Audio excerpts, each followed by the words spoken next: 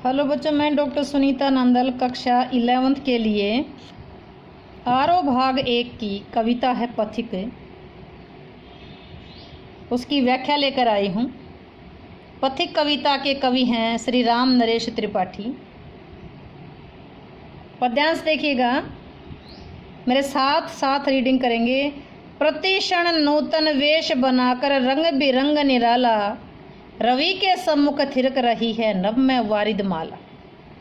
नीचे नील समुद्र मनोहर, ऊपर नील गगन है, गन पर बैठ बीच में विचरूं यही चाहता मन है। प्रसंग में क्या लिखेंगे?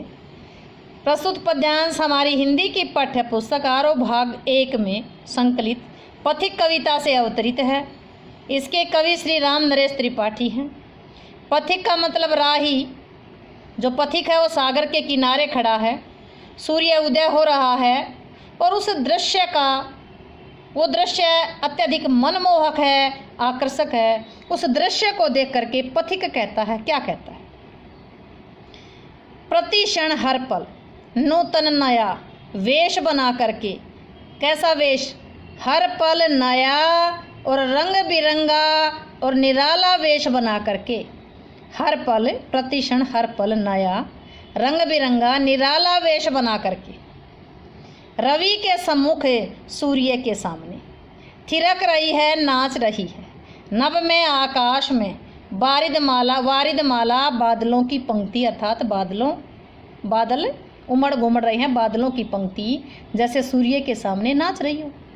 नीचे नील समुद्र मनोहर, ऊपर नील गगन है। नीचे नीला समुद्र है जो मन को मोहने वाला है, ऊपर नीला आकाश है।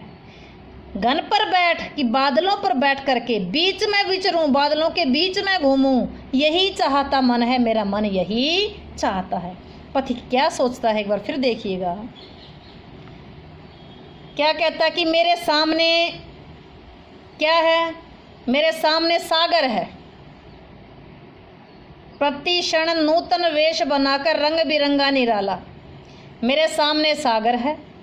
सूर्य उदय हो रहा है, मेरे सामने सागर है, सूर्य उदय हो रहा है। साथ ही बादलों की पंक्ति, बादलों का समूह भी फैला हुआ है। ऐसा देख करके ऐसा लगता है कि मानो बादलों की घटा अपने पास से पहले भूमिका बांधेंगे। सामने समुद्र है, सूर्य उदय हो रहा है, बादलों का समूह फैला हुआ है। उनको देख करके कवि कल्पना करता है, पथिक कल्पना करता है कि ऐसा लग रहा है मानो बादलों की पंक्ति, बादलों की घटा हर पल, बादलों की घटा हर पल नया वेश, नया रंग बिरंगा निराला वेश बना करके सूर्य के सामने नाच रही है। कौन? बादलों की पंक्ति।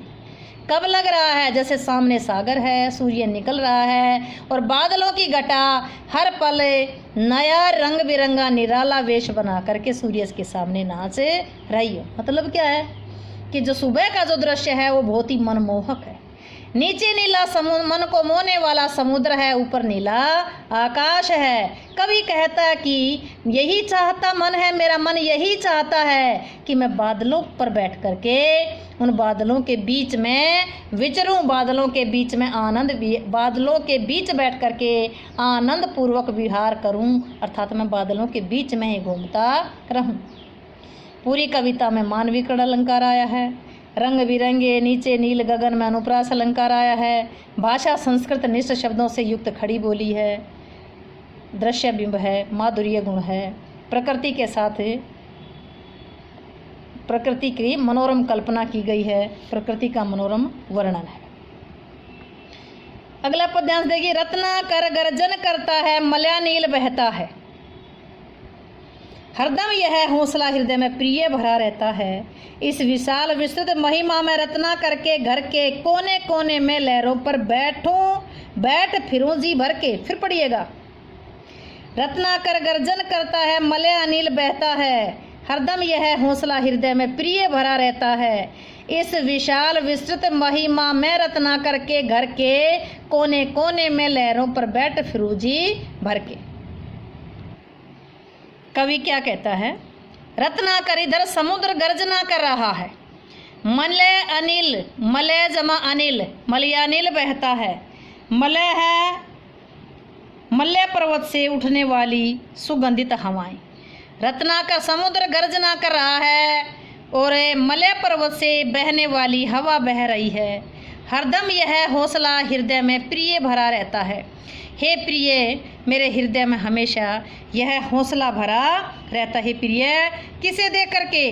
गरजते समुद्र को देख करके, बहती हवा को देख करके। मेरे हृदय में इन्हें देखकर तो सदा मेरे हृदय में हौसला उत्साह भरा रहता है। समुद्र गर्जना करता है, मलय पर्वत से बहने वाली हवाएं बह रही हैं और इनको देख करके हे प्रिय, मेरे मन में हमेशा हौसला भरा रहता है। इस विशाल, मेरी क्या इच्छा होती है कि इस विशाल विस्तृत महिमा में महिमा से युक्त रत्नाकर समुद्र के घर के कोने कोने में, घर के कोने कोने का मतलब घर के प्रत्येक कोने में लहरों पर बैठ करके मैं जाऊं। कहाँ? फिरूं जी भर करके मैं समुद्र के कोने कोने में जी भर करके घूमूं। हे प्रिय, मेरा ये मन करता है कि इस विशाल विस्तृत महिमा से युक्त समुद्र के घर के प्रत्येक कोने में, मतलब कोने कोने में, हर एक कोने कोने में समुद्र की लहरों पर बैठ करके मैं जी भर कर घूमूं, जी भर कर विचरण करूं। समुद्र गर्जना करता है, मलय पर्वत से बहने वाली हवाएं बह रही हैं। हे प्रिय, मेरे हृदय में ये चीज़ें हरदम हौसला भरती हैं, उत्साह बढ़ाती हैं मेरा। इस विशाल विस्तृत महिमा से युक्त मेरा मन करता है कि इस विशाल विस्तृत और महिमा से युक्त समुद्र के घर के प्रत्येक कोने में समुद्र की लहरों पर बैठ करके मैं जी भर करके घूमूं। वही प्रकृति के प्रति ज्ञान का बोध होता है। समुद्र के लिए बहुत से विशेषणों का प्रयोग हुआ है। सागर का मानवीकरण किया गया है। कोने कोने में क्या आया है? कोने कोने में पुनरुक्ति अलंकार आया है। बहता है, रहता है, स्वर मैत्री अलंकार आया है। विशाल विस्तृत में अनुप्रास अलंकार आया है। हौसला हृदय में अनुप्रास अलंकार आया है।